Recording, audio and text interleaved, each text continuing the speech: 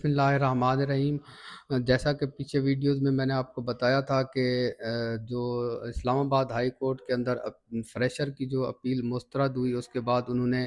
ایک مشورہ کیا تھا، ایک بات چیت چل رہی تھی کہ انٹر کورٹ اپیل کی طرف جایا جائے۔ اس کے اوپر میں آپ کو کچھ بتانے لگا ہوں، اور جو گریس مارکس اور کی ریکٹیفیکیشن کے حوالے سے بات گشت چل رہی ہے، اس کا کیا فیوچر ہے، اس کے اوپر کتنی ایک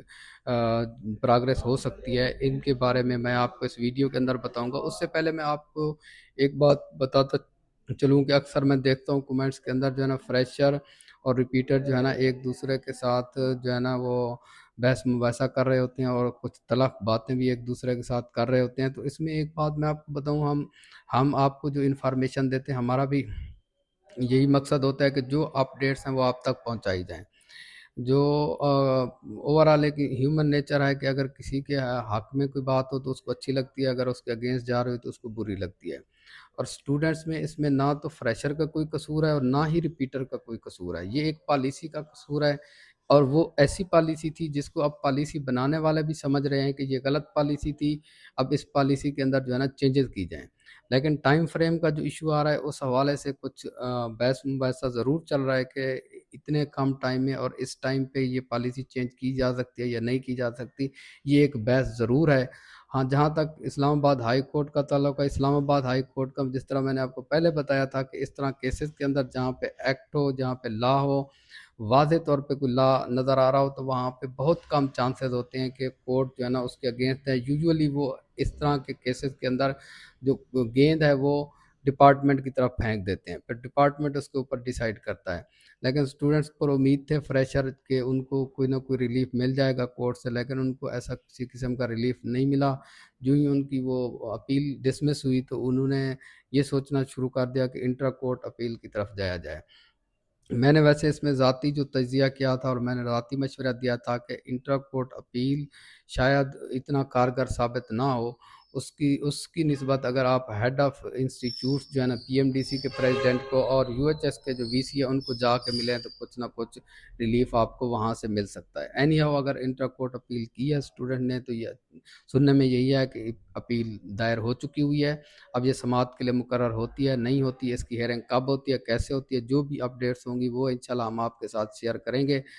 اب جہاں تک ہے گریس مارکس اور کی ریکٹیفیکیشن کے حوالے سے، کچھ اسٹوڈنٹ یہ سمجھ رہے ہیں کہ اب جو انٹر کورٹ اپیل کی جائے گی اس کے اندر گریس مارکس اور کی ریکٹیفیکیشن کے اوپر فوکس کیا جائے،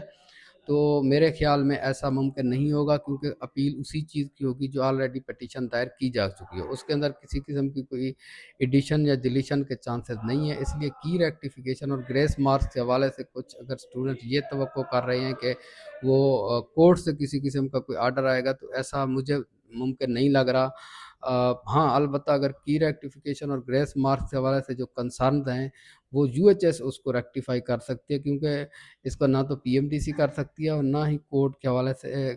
مجھے کچھ لگ رہا ہے کہ وہ کی ریکٹیفیکیشن یا گریس مارکس کا کچھ کرے گی۔ اس حوالے سے اسٹوڈنٹس کو وی سی یو ایچ ایس سے ملنا چاہیے، ان کو جا کے اپیل کرنی چاہیے، کیونکہ ابھی ایڈمیشن کے کچھ ڈیز باقی ہیں، وہاں سے ہاں آپ لوگوں کو کچھ نہ کچھ ریلیف مل سکتا ہے۔ انٹر کورٹ اپیل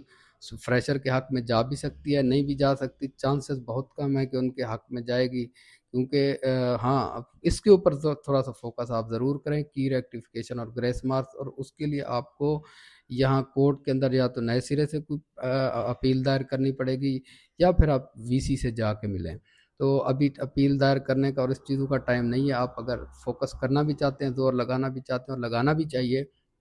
تو وہ آپ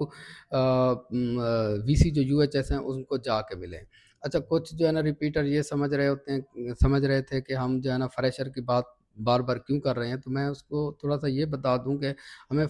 ہم پرسنلی جو ہے نا، نہ تو میرا فریشر میں سے کوئی اسٹوڈنٹس جاننے والا ہے اور نہ ہی کوئی ریپیٹر میں سے کوئی ایسا ریلیٹیو ہے جس کے لیے مجھے پرسنل کوئی بینیفٹ ہوگا۔ ہاں، جب ہم نے ایک لسٹ دیکھی، کمپیریزن کیا 2025 اور 2024 کے ایم ڈی کیٹ کے حوالے سے، تو ہمیں لگا کہ 2025 کا جو ایم ڈی کیٹ ہے وہ تھوڑا سا ٹف ہے۔ اگر یہاں پہ ایکویلنس فارمولا یا ریلیٹیو مارکنگ کا کوئی فارمولا لگ جاتا تو اسٹوڈنٹس کو کافی بینیفٹ ہو سکتا تھا اور ایک بیلنس بن سکتا تھا۔ اب ہمیں یہی لگ رہا تھا کہ تھوڑا سا شاید فریش جو اسٹوڈنٹس ہیں ان کے ایڈمیشن کے چانسز کم تھے، جو ہم نے ریشو دیکھی تھی اس حوالے سے ہم بات کر رہے تھے۔ جہاں تک ریپیٹر کی بات ہے تو ریپیٹرز جو ہے نا وہ آلریڈی وہ کہتے ہیں کہ جب ہمارے ساتھ یہ سب کچھ ہو رہا تھا، ہمارے کمپٹیٹر جو تھے ان کو گریس مارکس ملے تھے اور ہمیں نہیں ملے تھے، اس وقت ہمارے حق میں آواز اٹھانی چاہیے تھی. ان کی بات بھی کسی حد تک جینوین ہے کہ جب وہ سفر کر رہے تھے. اس سارے پروسیس کو اگر دیکھا جائے تو اوورآل جو ہے نا وہ پالیسی کا پرابلم ہے کہ پالیسی ہی غلط بنی ہوئی ہے. اگر پالیسی کے اندر کچھ چینج آ جائے، پالیسی بہتر کر لی جائے تو یہ سارے مسائل سے بچا جا سکتا ہے.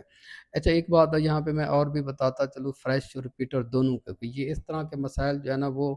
ہر دور میں، جب ہمارا ایڈمیشن ہوا تھا تب بھی اس طرح کے ایشوز تھے، اب بھی اس طرح کے ایشوز ہیں. اس وقت یہ ایشوز اتنا ہائی لائٹ نہیں ہوتے تھے. اب میڈیا، سوشل میڈیا کا دور ہے تو چیزیں ہائی لائٹ ہو جاتی ہیں، اور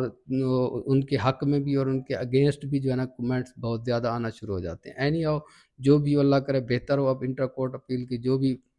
نیکسٹ پروسیجر ہوگا، جو بھی اس میں ایڈوانسمنٹ آتی ہے وہ ہم آپ کے ساتھ ضرور شیئر کریں گے. کی ریکٹیفیکیشن اور گریس مارکس کے حوالے سے اگر کچھ کوشش کرنی ہے تو آپ BC UHS سے ملیں. شاید کورٹ کے اندر اس اپیل کے اندر اس کو ایڈ آن شاید نہ ہو سکے. Thank you very much.